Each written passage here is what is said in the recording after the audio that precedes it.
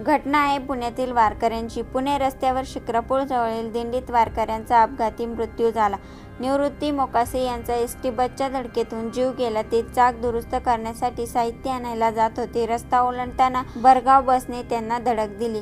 पुणे रस्त्यावर शिक्रापूर जवळ एक दुःखद घटना घडली। दिंडीसोबत पाण्याचा टँकर घेऊन जात असताना एका वारकऱ्याचा एसटी बसच्या धडकेत मृत्यू झाला। निवृत्ती सांडू मोकासे वय 48 हे या अपघातात मरण पावले। ते किशोर गावाचे रहिवासी होते।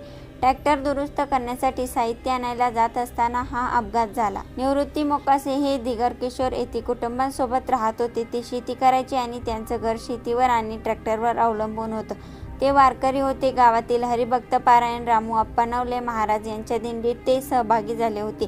बुधवारी पहाटे ते आळंदीकडे पाण्याचा टँकर घेऊन निघाले होते। पुणे रस्त्यावरील शिक्रापूर जवळ त्यांच्या टँकरचं चाक खराब झालं। चाक दुरुस्त करण्यासाठी त्यांना काही सामान हवं होतं। निवृत्त आणि त्यांचे 2 सहकारी रस्ता ओलांडून सामान आणायला जात होते। त्यावेळी भरधाव वेगात आलेल्या एसटी बसने त्यांना धडक दिली। या अपघातात निवृत्त मोकासे गंभीर जखमी झाले।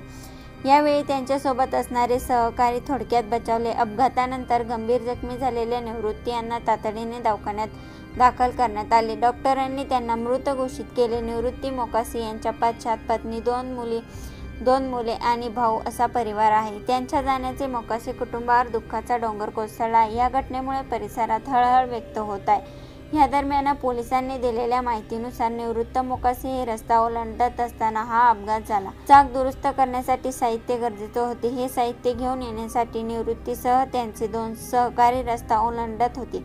यावेळी भरधाव एसटीत बसने धडक दिली असे प्रत्यक्षांनी सांगितले आहे। या घटनेमुळे दिंडीतील वारकऱ्यांमध्ये शोक पसरला आहे। ही घटना ऐकून याविषयी आपल्याला काय वाटते? आपली प्रतिक्रिया नक्की कळवा। या यूट्यूब चॅनलवरती पहिल्यांदा आला असाल तर चॅनलला सबस्क्राईब करा।